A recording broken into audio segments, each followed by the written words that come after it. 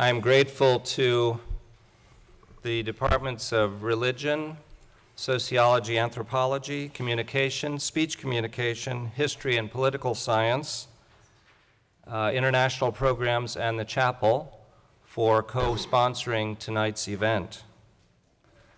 My name is Randall Nadeau, a professor in the Department of Religion at Trinity University, and it is my pleasure to introduce tonight's speaker, Simran Jeet Singh.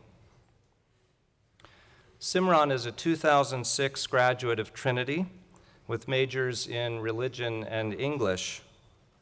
The first time I met Sim was before I had him in class at a Trinity soccer game. Sitting with Sim, his friend Carlo Schmidt, and my 10-year-old son, I was impressed by Sim's unrelenting but good-natured razzing of the opposing team's halfback, who is so distracted by Sim's rather ridiculous insults that he missed an assignment leading to a Trinity goal. As soon as we scored, Carlo and Sim took off in a mad dash to see who could get to the bell at the end of the field first. A couple of years later, Sim and Carlo and their band of ninjas, as they called themselves, signed up for my senior seminar in the religion department, the most memorable moment of which was Sim's presentation at the end of the semester of the numerous tortured metaphors I had used in class. Looking back now, all I can say is that it is because of students like Sim that I love teaching and love Trinity as much as I do. After graduating from Trinity, Simran earned a Master of Theological Studies at Harvard Divinity School, followed by an MA in South Asian Languages and Literatures at Columbia University. He is now pursuing a Ph.D. in religion at Columbia and is about to embark on fieldwork in India on biographies of the founder of Sikhism, Guru Nanak. Simran has a scholarly essay in press with E.J. Brill on conceptions of space in the early Sikh tradition. Simran has already established himself as a rising scholar of Sikhism and South Asian religions generally, as well as a spokesman for the Sikh community in America. He is on the advisory board of the Sikh Coalition, advocating on behalf of Sikhs in civil rights cases around the country. He is a member of the Interfaith Committee of the World Sikh Council, dedicated to interfaith dialogue between Sikhs and other religious communities, and he is deputy director of the Sikh Spirit Foundation, a philanthropical organization. Simran is now widely published as a representative of the North American Sikh community, with op-ed pieces in the San Antonio Express News, the Washington Post, the Huffington Post, and as of this past Saturday, the New York Times. He has been interviewed by Democracy Now!, National Public Radio, and KLRN, among other news outlets.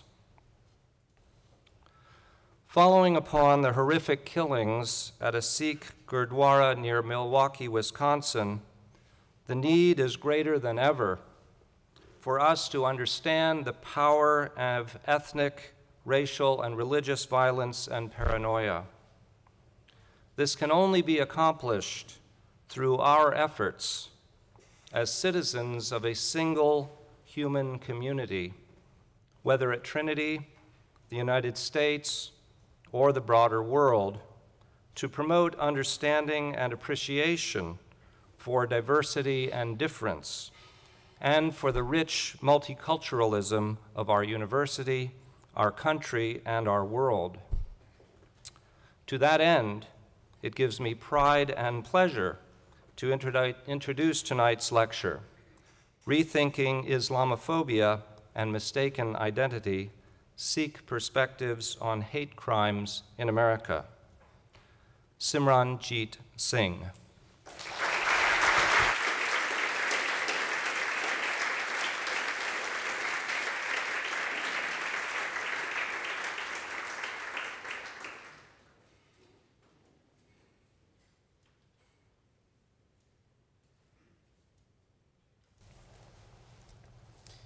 I want to thank you all for coming out today. I would especially like to thank all of the students for supporting this event and similar events in the name of community building. Your participation in conversations like these is incredibly important. And I appreciate all of you who have contributed your time and energy to this. I also want to express my gratitude to Trinity University, an institution that has played a significant role in molding who I am today. I've always been proud that Trinity takes the initiative and the leadership in providing open forums for these types of discussions. Trinity plays a deeply important role in our community, and the university has had a profound impact on my own life. To me, the only honor greater than being invited to speak at my alma mater is to be personally invited by my advisors, my professors, and my mentors, whom I have long respected and admired. For this, I give special thanks to the faculty in the Department of Religion. I'm incredibly honored and humbled to be sharing the stage with them. In fact, 7 years ago, I helped organize a panel discussion on this very stage, and the speakers discussed the rise of anti-Muslim and anti-Sikh hate crimes in post-9/11 America. In light of the recent tragedy in Oak Creek, Wisconsin, I intend to discuss similar issues with you all today. I would like to begin reading an excerpt from a forthcoming essay that will be included in a volume edited by our very own Professor Ruqayya Khan. On September 15th, 2001, Frank Silva Roque visited the Wild Hare, a local bar in Mesa, Arizona, where he openly threatened to kill Middle Eastern people. Roque was reported to have stated, if one of them came into the door right now, I would slit their throat. According to police reports, Roque was noticeably intoxicated and upset about the terrorist attacks of 9/11. He was kicked out of the bar, but before he left, he asserted that something is going to go down real soon, and that it might even be tonight, and that they might even read about it in the newspaper. Witnesses would later testify to hearing anti-Muslim speech from Roque. For example, his coworker reported Roque as saying, "We should round them all up and kill them. We should kill their children too, because they'll grow up to be like their parents." According to police reports, Frank Roque had told his wife that all Arabs should be shot, and that he wanted to slit some Iranian throats.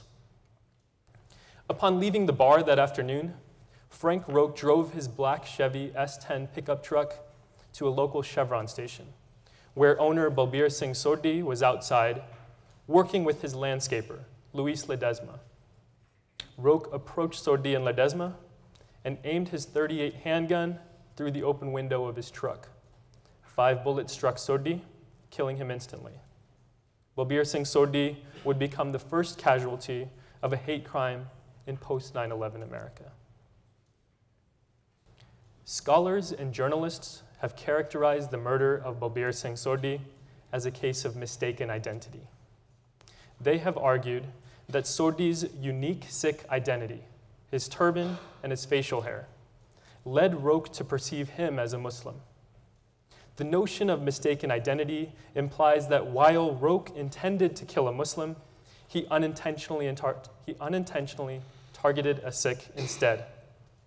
In the next half hour, I will explain why I think this framework is both simplistic and problematic.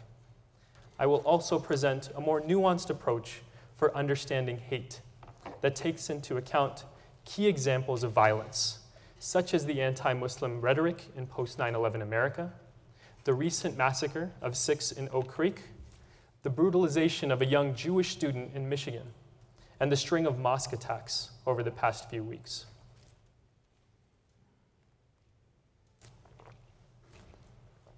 Let us begin by discussing why the notion of mistaken identity is problematic. First, the term itself implies that there is a correct identity that one may target. It suggests that while Sikhs are the unintended target, Muslims are the correct target. In a society that has become increasingly skeptical of Islam and of Muslims, this is a dangerous subtext to perpetuate. In the case of Balbir Singh Sodhi, the murder would be just as unacceptable if the victim was a Muslim rather than a Sikh. The framework of mistaken identity redirects hate violence towards a different minority community, and it fails to consider the root cause of such violence. Second, the term mistaken identity implies that the acts of hate violence are unintentional. By characterizing a hate crime as mistaken, we diminish the agency of the perpetrator. Significantly, this leads us to lessen the degree to which we hold culprits accountable. Our current framework does not hold perpetrators accountable on the basis of their actions or their motives, but rather on their correct or incorrect identification of their target.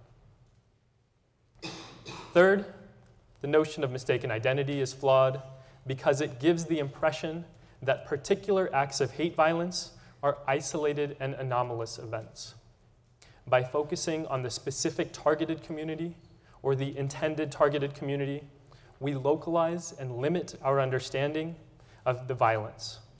For example, we focus on hate crimes against particular groups, anti-Muslim, anti-Jewish, without connecting these within the broader problem of hate. Over the last few weeks, mosques around the country have been attacked, desecrated, and razed. Yesterday, we learned of another attack in which a group of young men identified a Jewish undergraduate student in Michigan State University, beat him unconscious, broke his jaw while doing so, stapled his mouth shut, and left him for dead. According to the most recent reports, approximately 20 people witnessed this violence, none of whom stepped forward to stop it. Due to our approach of understanding hate violence as isolated acts directed at particular communities, these acts have hardly been discussed in relation to one another. By failing to connect the dots, we end up downplaying the broader syndrome of hate within our society. Fourth, mistaken identity gives us the impression that hate violence occurs at particular moments in time. Looking at hate crimes as isolated events, we overlook the processes leading up to these moments. We see these instances as ruptures in time, rather than historically developed processes, and therefore we end up focusing on symptoms rather than the underlying and widely spread illness of hate in our country.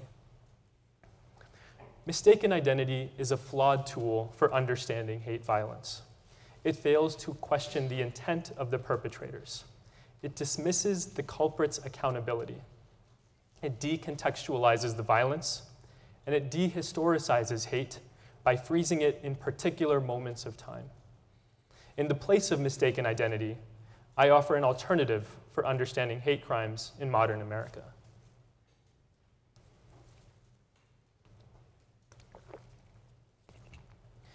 Following the terrorist attacks of September 11th, 2001, our country experienced a rise of backlash violence against minority communities. The hate crimes targeted people who resembled the perpetrators, and this targeted violence crystallized a new racialized category, the apparently Muslim.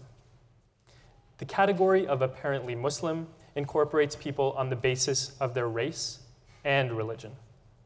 While it is not an officially recognized racial classification, Professor Jaddeep Singh argues that this de facto category has become a defining reality for all of those who fall under its scope.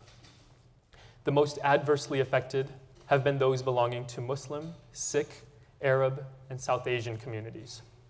To better understand the construction of this category, Professor Singh proposes the term racialization of religious identity. He explains this term as follows. While physical appearance normally correlates to race in the US, in many cases, the visible markers which distinguish the victims of post-9/11 hate crimes were not solely or even primarily racial, but actually religious signifiers, such as the turban or hijab. In this context, these religious symbols became racialized indicators in the eyes of the vigilante racists that carried out these barbaric assaults. Although the subtlety of this distinction was likely lost on these perpetrators, the phenotypical coding shared by many of the victims of post-9/11 hate crimes was comprised of two distinct features, a religious and a racial component. The experiences of the Sikh, Muslim, South Asian, and Arab American communities after 9/11 have offered convincing evidence of an ongoing process in which religious identity has become racialized. In each of these communities, race and religion have commingled to form indispensable aspects of an othered identity, which is not only clearly outside of the nation's mainstream, but one that has been criminalized by the state. What has resulted is a phenomenon in which visible religious identity becomes the determining factor which renders individuals vulnerable to the phenotypically based social degradation and the potential violence normally reserved for racialized minorities in this nation's history, end quote. In short, Professor Singh argues that the new racialized category of the apparently Muslim is determined according to the visible markers of race and religion. These markers locate distinct peoples into a single category on the basis of similar characteristics, such as skin color, turbans, veils, and facial hair. To outside observers, it does not matter whether or not they are practitioners of Islam. It just matters that they appear to be Muslim on the basis of these racial and religious signifiers. Professor Singh's work on the racialization of religious identity provides an alternative for the framework of mistaken identity. For one, it negates the implication of a correct identity for targeting in hate violence. It retains the distinction between the two religious communities, Islam and Sikhism, and it accounts for the perception by which Sikhs and Muslims are conflated in modern society. And it does this without suggesting that there is a correct or mistaken target. The racialization of religious identity allows for historicizing the construction of hate rather than assuming that violence occurs at transient moments. Looking at hate as a process, as racialization, helps us better understand the depth and the breadth of the problem. Singh's work also allows us to place hate crimes committed against Sikhs within the broader context of hate violence in America. In essence, the violence is not mistaken. Rather, it targets the newly racialized identity of the apparently Muslim. Such contextualization guides us to think about anti-Sikh violence in relation to anti-Muslim violence and other hate violence in post-9/11 America. The racialization of religious identity helps us better understand hate crimes committed against Sikhs, such as the murder of Balbir Singh Sodhi. After killing Sodhi, Frank Roque immediately sped off to a home that he had previously owned and sold to an Afghani-American couple. He fired at least 3 shots at their home before proceeding to a mobile gas station, where he fired 7 shots at a Lebanese-American, Anwar Khalil. Fortunately, no one was killed in these shootings. Roque then visited another local bar, where a patron reported that he was bragging, "They're investigating the murder of a turban head down the street." When the police came to arrest him at his home later that day, Roque put up his hands in surrender and announced, "I'm a patriot and an American. I'm American. I'm a damn American." On the way to the police station, Roque asked the officers driving the patrol car, "How can you arrest me and let the terrorists run wild?" Roque later added, "I wish that my punishment would be sending me to Afghanistan with a lot of weapons." Frank Roque's words and actions reflect a racialized understanding of the Muslim other. The words and epithets he used to describe his targets were not limited to practitioners of Islam, but instead fit the broader profile of an apparent Muslim on the basis of race and religion. In his words, Arabs, ragheads, terrorists, Middle Eastern, Iranians, turban heads, Afghanistan. From this perspective, Balbir Singh Sodhi, a Sikh American, fit into the typecast of a racialized Muslim. The brown skin, the turban, the facial hair of Sikh males is what Roque would identify as markers of a Muslim. Further demonstrating this point, Frank Roque also attacked Lebanese Americans and Afghani Americans. Roque folded different racial and religious communities into the singular classification of the apparently Muslim and held everyone in this category responsible for the terrorist attacks of 9/11.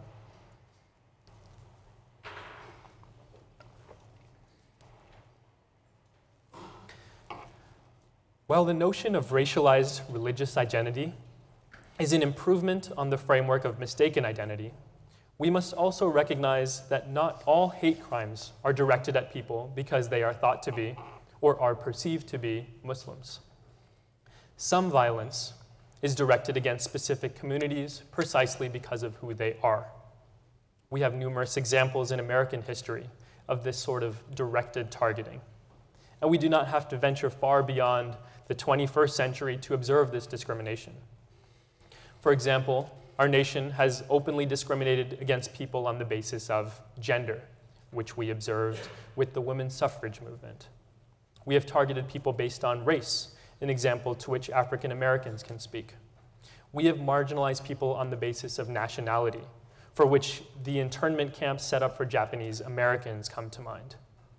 We have alienated people according to their political ideologies, as happened with the targeting of Communist Party members during the Red Scare. These various examples demonstrate the long legacy of targeted discrimination in the United States. These examples also call attention to the importance of guarding against the specific targeting of minority communities. With this in mind, it becomes clear that by assuming every instance of anti-Sikh violence as being intended for Muslims, we overlook the possibility that hate crimes against Sikhs are intentional and targeted. The distinct religious identity of Sikhs, the uncut hair, the turban, facial hair, has historically marked this community as targets for discrimination and xenophobic violence. Anti-Sikh targeting cuts across time and space. It is just as true in their homeland of Punjab as it is in the diaspora, and just as true today as it was at the religion's founding 500 years ago.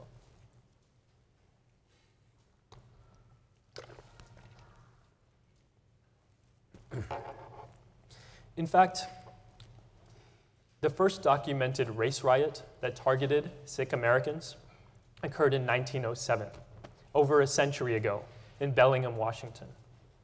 The legacy of discrimination against Sikhs in this country demonstrates that anti-Sikh sentiments are not exclusively tied to the rise of Islamophobia over the past decade.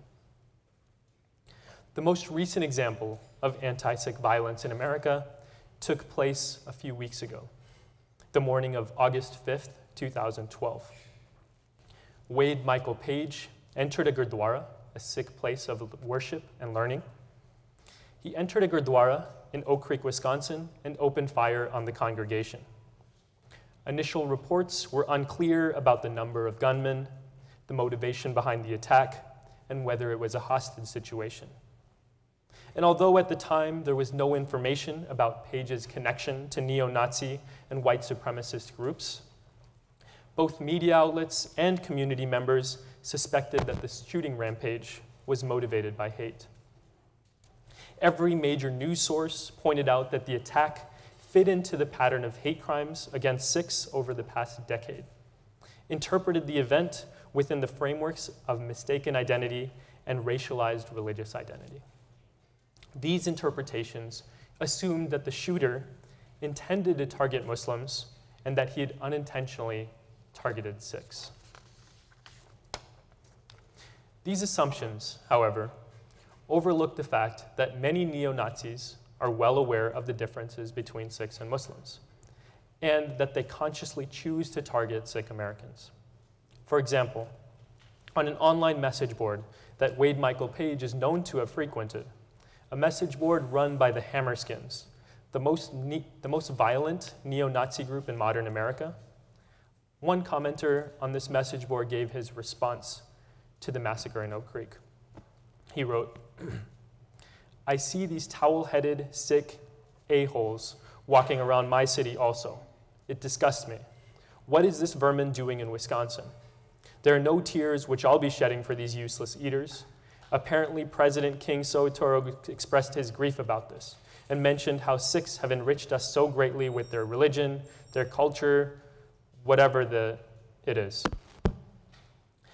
This quotation demonstrates that violence against Sikhs may not simply be misguided attacks on Muslims.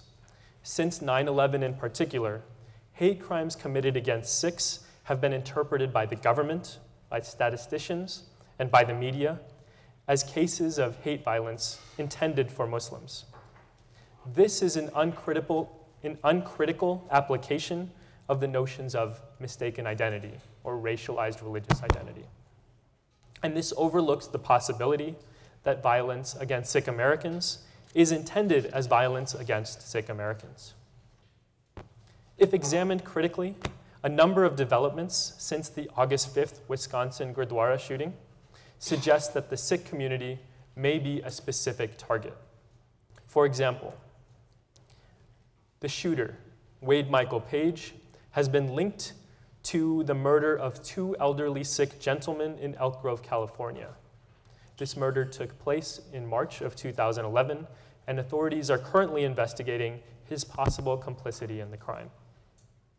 In another example, after several days of media attention in Wisconsin, much of which focused on distinguishing between Sikhs and Muslims, a member of the Oak Creek Gurdwara reported that a truck pulled up to his car at an intersection, and a white male pointed his arms at him, pretended to fire a gun 6 times, stating, "We're going to kill all of you."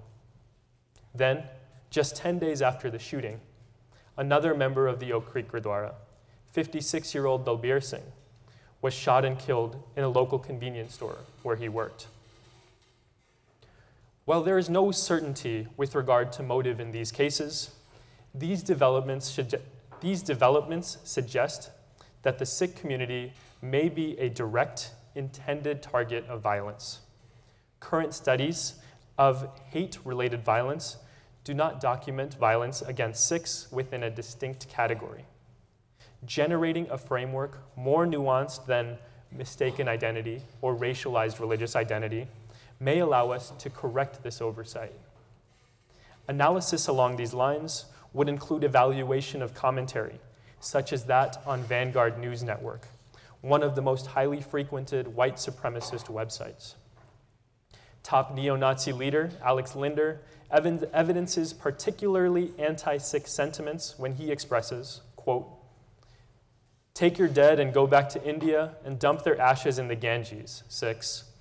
You don't belong here in the country my ancestors fought to found and deeded to me and mine, their posterity. Even if you came here legally, and even if you haven't done anything wrong personally, go home. Go home, Sikhs. Go home to India where you belong. This is not your country. It belongs to white men." End quote. It is clear from Alex Linder's statement that there is no mistake about the identity of the people he is targeting. Rather, these words demonstrate specific anti-Sikh vitriol and call attention to an umbrella of xenophobic hate elements. Linder is not targeting Sikhs because he thinks they are Muslim. He is identifying them because they are different, because they are an other. His words demonstrate that hate crimes are not committed only on the basis of ignorance. The problem is significantly more complex. My own experiences confirm that the targeting of Sikh Americans is more than just mistaken identity. I remember my mother coming to our elementary school and giving demonstrations about our Sikh heritage. We would show people how to tie a turban, we would sing traditional music and share our beliefs.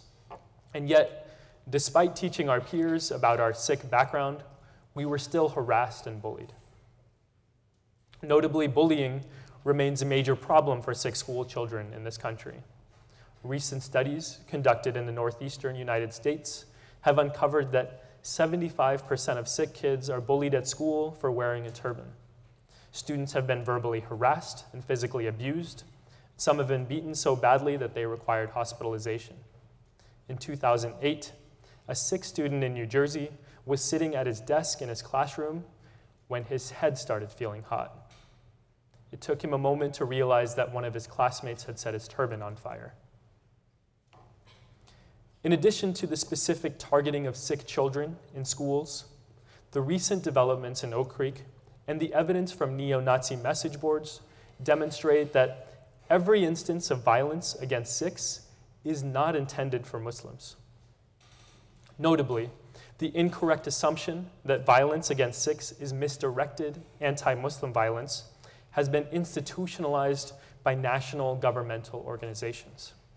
For example, the Federal Bureau of Investigation, the official body responsible for monitoring and tracking hate crimes, operates on the supposition that every hate crime committed against a Sikh can be understood as anti-Muslim in its nature. Allow me to read from the New York Times op-ed essay that I co-authored with a colleague of mine at Columbia University.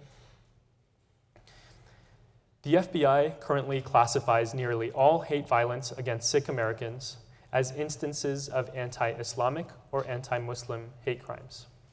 As a result, we do not have official statistics on the extent of hate crimes in which Sikhs are targeted, despite a long history of such violence. Why is this so? The FBI tracks hate crimes on the basis of bias motivation, even if the victim is not part of the group that was targeted. The official hate crime incident report allows authorities to register a hate crime under one of 5 categories: race, ethnicity, religion, sexual orientation, or disability. Within those 5 categories are 22 subcategories, none of them designated as anti-Sikh. Thus, the FBI classifies anti-Sikh crimes as anti-Islamic or anti-Muslim. And we've called on the FBI to begin tracking anti-Sikh violence. And this does not require legislation or executive order.